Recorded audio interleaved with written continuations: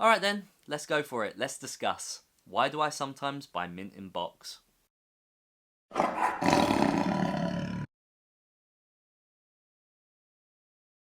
Hi guys, welcome to or welcome back to Hydra Collectables, where we let our geek flag fly.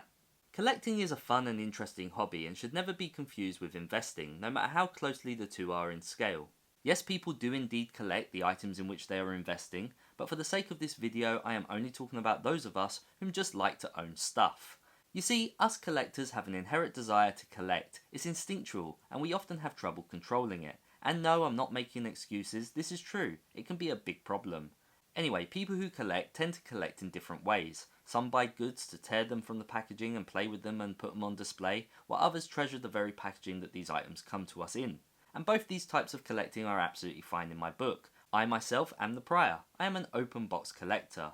I buy these things to tear them open, to play and display on my ever expanding shelves. Now, for the most part, I just like owning this stuff, and don't really care whether it was mine from childhood or second hand. But every now and then an item comes along where I do care, where I do decide that an item from my childhood is irreplaceable, and I don't want to own somebody else's. I don't want their childhood, I want my own, and it's all very nostalgia driven.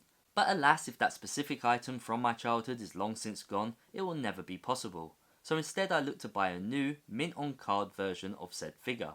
It sounds weird, right? Spending extra money for a new vintage figure? But for me, this brings the ownership of said figure back around. This figure is mine and nobody else's. And like a child, we, the figure and I, can begin our journey together anew. Now I know most of you out there won't get this. I know that many of you out there would be just as happy with another person's childhood toy, especially if it was cheaper to acquire.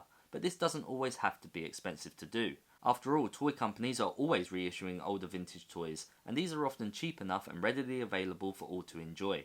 So that brings us over to Playmates Toys and my childhood TMNT collection. Now I could have sworn to you that I still had my childhood Leatherhead action figure, but alas, no matter how hard I've looked, I cannot seem to find him anywhere. However, thanks to Playmates and the recent resurge of Teenage Mutant Ninja Turtles, I was able to buy a new Leatherhead and Shredder in the exact same style and format as the old ones. And opening him up here today means that he's mine, and only mine, once again. Thanks for watching.